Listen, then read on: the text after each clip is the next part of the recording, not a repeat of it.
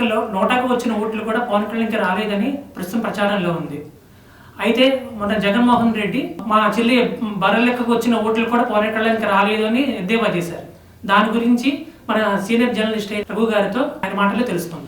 నమస్తే సార్. మొన్న జగన్మోహన్ రెడ్డి ఒక సభలో మా చెల్లి బర్రెలెక్కకి వచ్చిన ఓట్లు కూడా మీకు రాలేదు, నోటాకు వచ్చే ఓట్లు కూడా మీకు రాలేదు అని చాలా హేళనగా మాట్లాడారు. అక్కడున్న సిచ్యువేషన్ బట్టి ఇక్కడ జనసేన ఓట్లకి మనం లెక్కించడానికి మనకి స్కోప్ ఉంది. ఇది చాలా చిత్రమైనటువంటిది. ఇది జగన్మోహన్ రెడ్డి గారు ఇట్లాంటి చిన్న చిన్న పొరపాట్లు ఎందుకు చేస్తారో తెలియదు. పవన్ కళ్యాణ్ తన మాటను తను చేసుకుంటూ పోతున్నాడు. ఆయన్ని గెలుపుతుంటాడు ఈయన. అసలు ఈయనకి సంబంధం లేనిది. ఇప్పుడు ఆయన 3 పెళ్ళిళ్ళు చేసుకున్నాడు, అది ఆయన కుటుంబ వ్యవహారం. సరే, దాన్ని తీసుకొచ్చి రచ్చలోకి తీసుకొచ్చి డిస్కషన్లో పెడతాడు.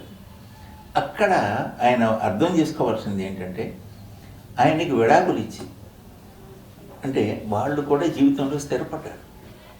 వాళ్ళని ఏదో వాళ్ళు ప్రశాంతంగా ఈ యొక్క దీనికి దూరంగా ఉన్నటువంటి వాళ్ళని తీసుకొచ్చి వాళ్ళ జీవితాల్లోకి, వాళ్ళ కుటుంబాల్లో ఒక అసంతృప్తిని, ఒక ఆగ్రహజ్వాలని నేను రాజేస్తున్నాను అనేటువంటి భావన ఈయనకి లేకపోవడం దురదృష్టం.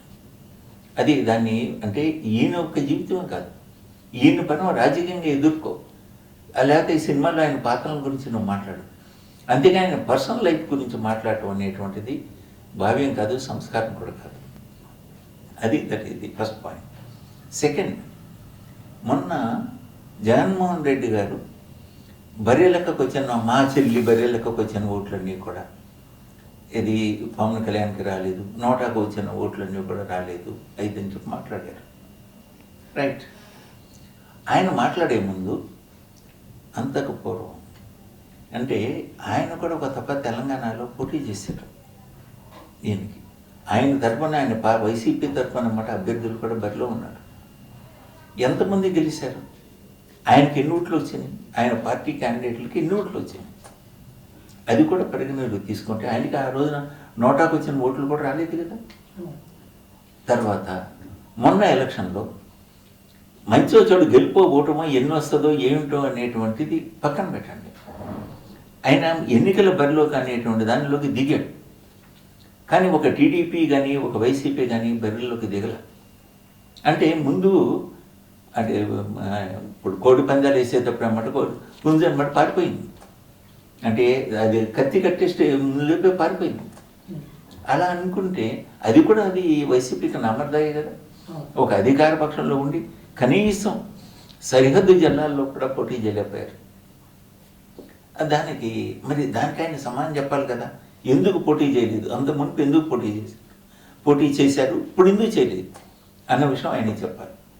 తర్వాత ఇప్పుడు మనకి మామిడి పూత వస్తుంటుంది చెట్టుకి, ఆ పూతంతా అన్నమాట పిందెల పోవు కాయలు కాయ చేతికి అందరం చాలా రాలిపోతుంటాయి. అట్లాగే అక్కడ ఆయన వెళితే కోదాడలో 60,000 మంది అసలు రోడ్లన్నీ కూడా క్రిక్కిరిసిపోయింది. That is following. ఒక తెలుగు ఫిల్మ్ ఇండస్ట్రీలో ఒక 3 హీరోలకు మాత్రమే అంత క్రేజ్ ఉంటుంది. ఒక ఎన్టీఆర్ గారి ఫ్లాప్ సినిమా, ఒక సాటి హీరో యొక్క హిట్ సినిమా అంత కలెక్షన్స్ ఉంటాయి. అట్లాగే ఆ క్రెడిట్ మళ్ళీ పవన్ కళ్యాణ్ గారికి. పవన్ కళ్యాణ్కి సరే ఫ్లాప్ సినిమా కూడా అన్నమాట 1-6 సినిమాలు తప్ప మొత్తం కూడా సేఫ్ ప్రాజెక్ట్స్ అవుతాయి. ఒక్క అల్లు అరవింద్ గారి సినిమా ఒకటే కొంచెం దెబ్బేస్తుంది, అది ఓకే, అట్లాంటివి ఉంటాయి. కానీ గ్యారంటీడ్ హీరో. అట్లాగే ఆయన ఎప్పుడు కూడా అనమాట నాకు అది కావాలి ఇది కావాలి, సరే అది మళ్ళీ సినిమా కప్పులు ఇది రాజకీయంగా వచ్చేస్తే డెఫినెట్గా ఆయన పోటీ చేయటం అనేటువంటిది చారిత్రక అవసరం, రాజకీయ అవసరం.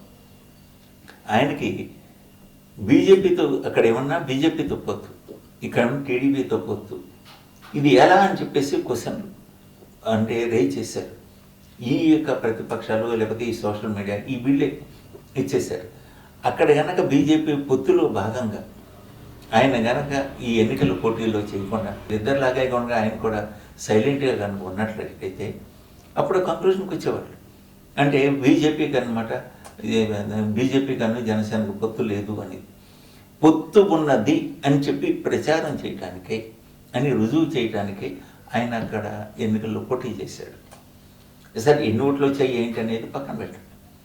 అట్లా అనుకుంటే ఇప్పుడు అదే విషయంలో అక్కడ తెలంగాణలో జరిగిన ఎన్నికల్లో నువ్వా నేనా సావో రేవు అన్న స్థాయిలో జరిగింది.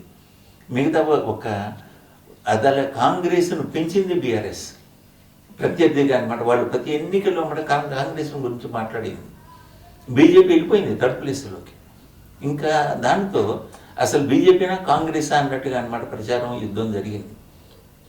ఆ యుద్ధంలో ఇప్పుడు జనసేన 8 మంది అభ్యర్థులు పెట్టారు.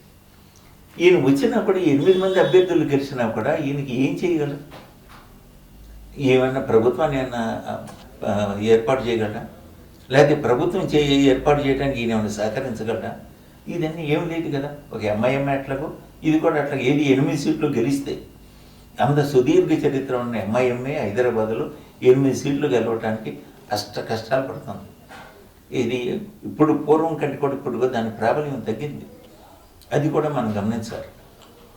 అలాగే పవన్ కళ్యాణ్ బీజేపీతో పొత్తు ఉంది అని చెప్పేసి రుజువు చేయడానికి ఒక పార్టీగా అనమాట కంటెస్ట్ చేయాలి. ఎన్నో కొన్ని ఓట్లు కొన్ని ఎంత పర్సంటేజ్ ఆఫ్ ఓట్స్ అనేటువంటి ఆ పార్టీకి పడుతూ ఉన్నారు.